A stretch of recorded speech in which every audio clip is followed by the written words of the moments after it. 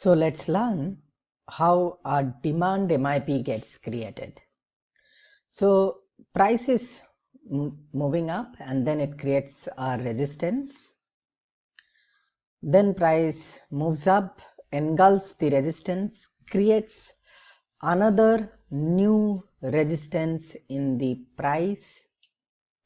Then price goes down, creates a drop, pays rally, and price engulfs the newly created resistance. By this, price created a MIP structure, which is our demand MIP.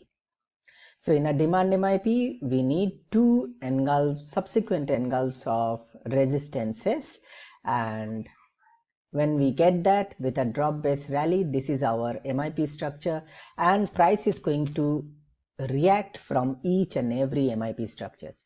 MIP structures are best played when price is in a trend. Thank you.